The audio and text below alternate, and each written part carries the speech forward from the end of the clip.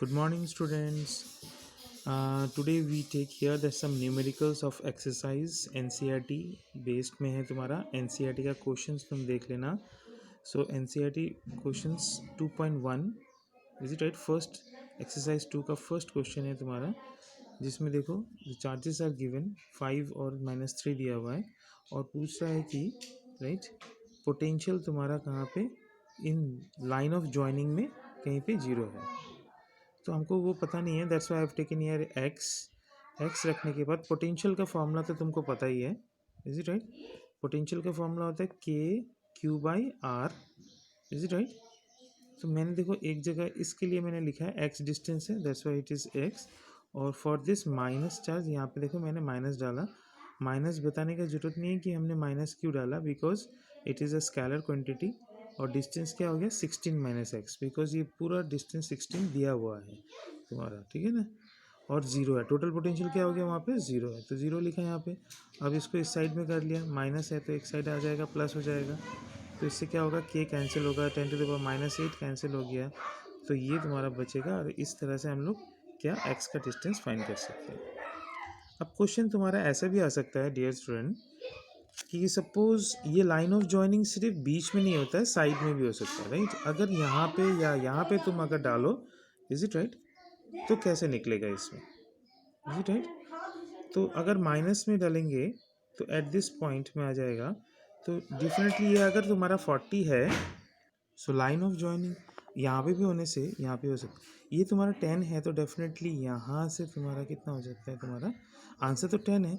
तो अगर मैं मान लो साइड में करता तो ये 10 और ये डिस्टेंस दिखाता तो और डेफिनेटली यहाँ पे तुम्हारा आ जाता है, तुम्हारा 10 है तो ये 6 हो जाएगा. एक्स तुम यहाँ से भी ले सकते हो और यहाँ से आता है डिस्टेंस, तो तुम फाइन आराम से कर सकते हो, ठीक है ना. एक बार ट्राई करना, अगर नहीं होता तो देखते हैं इसमें, राइट.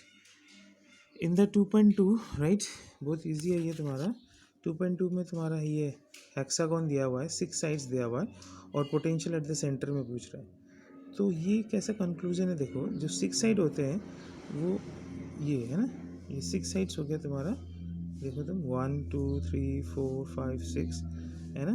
तो इन दिस 6 साइड्स, ये 6 साइड में जब हम लोग लेते हैं ना, जैसे ये हो गया 1 2 3 4 5 6, तो ये जो साइड होता है it's equal to the side of the hexagon होता है. तो डेफिनेटली ये डिस्टेंस भी बन गया तुम्हारा. If it is a distance from this charge, क्योंकि चार्ज रखा है यहाँ पे, तो 6 चार्जेस है तो 6 पोटेंशियल होगा इस सेंटर में. तो 6 पोटेंशियल, इसलिए मैंने 6 इंटू मल्टीप्लाई कर दिया and you get this answer. Definitely potential का तुम्हारा क्या हो जाएगा, वोल्ट हो जाएगा. 2.3 में तुमको पूछ रहा है दो चार्ज दिया हुआ है, तो जो चार्ज है तो आई थिंक इलेक्ट्रिक फील्ड कुछ ऐसा दिखता है ना. हाँ, तो इलेक्ट्रिक फील्ड तुम्हारा इस तरह से जा रहा है. और फिर ये इक्विपोटेंशियल सरफेस हमेशा क्या होता है, इलेक्ट्रिक फील्ड से परपेंडिकुलर रहता है. तो देखो इस सरफेस के साथ वो 90 डिग्री बना रहा है. तो इस हिसाब से एक प्लेन बनेगा जो तुम्हारा एग्जैक्टली ऑन द सेंटर से गुजरेगा और वो हो जाएगा तुम्हारा इक्विपोटेंशियल सरफेस.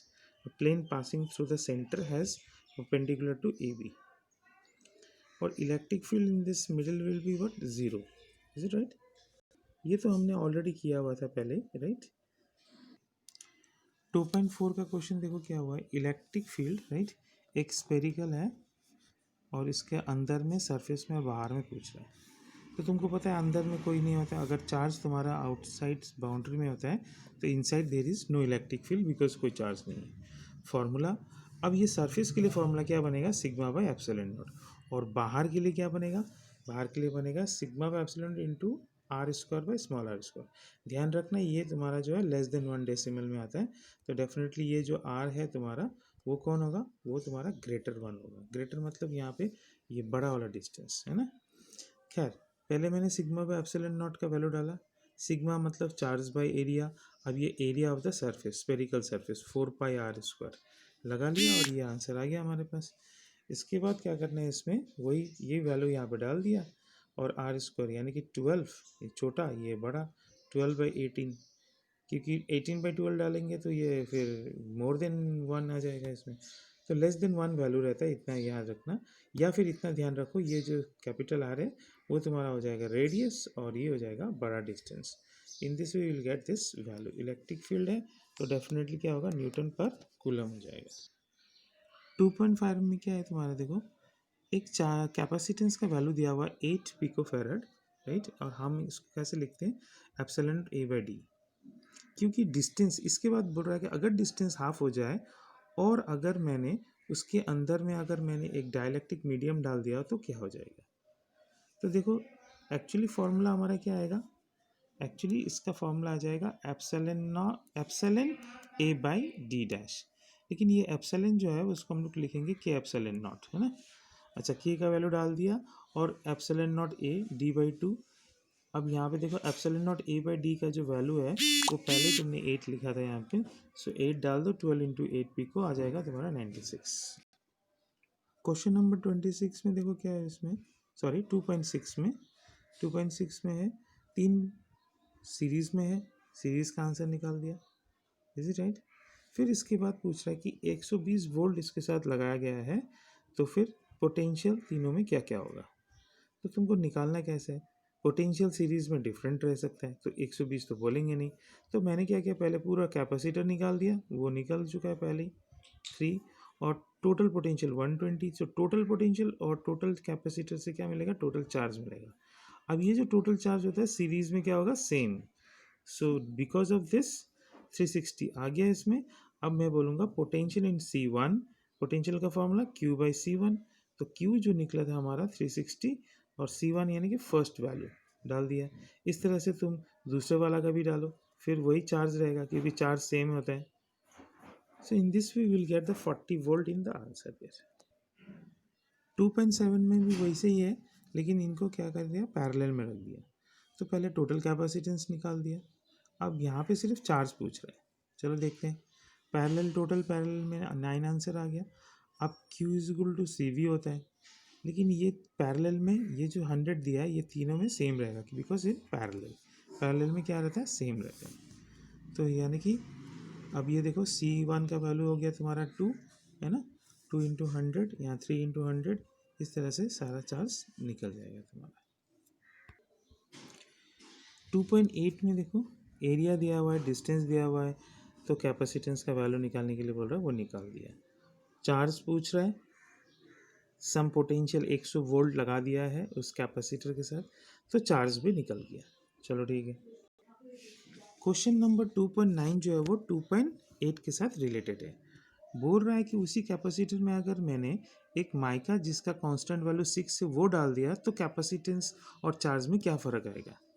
तो देखो कैपेसिटेंस में क्या फ़र्क आएगा, कैपेसिटेंस का फॉर्मूला होता है के epsilon not a by D. अब ये के सी यानी कि ये सी डेस क्या है, सी डेस है तुम्हारा बिना डाले, तो बिना डाले तुम्हारा 2.8 में कितना आया था आंसर हमारा 18 पिको। तो यहाँ पे देखो हमने 18 पिको इंटू 6 कर दिया, 6 क्योंकि के है तुम्हारा, और ये आ गया 108 पिको फेरेड। अब देखो इसका मतलब सिंपल है कि पहले हमारा कैपेसिटेंस का वैल्यू था 18, अब हो गया 108, तो फिर वैल्यू क्या हो गया, इंक्रीज हो गया। ठीक है, अब Q is equal to C V, 108 pico into 100, 100 का पोटेंशियल था पहले जैसे था वैसे ही, बोला है कि सेम पोटेंशियल रखने के बाद, ओके। तो फिर 108 इंटू 100 करने के बाद तुमने देखा कि चार्ज मेरा 108 आ रहा है। पहले एक चार्ज कितना था मेरे पास, 18, 18, अभी 108, definitely the value is again increases. अब बोल रहा है कि अगर मैंने सोर्स को डिस्कनेक्ट कर दिया तो क्या होगा। तो डिस्कनेक्ट करने से चार्ज हमेशा सेम रहेगा, चार्ज पहले कितना था 18, अभी भी 18 है।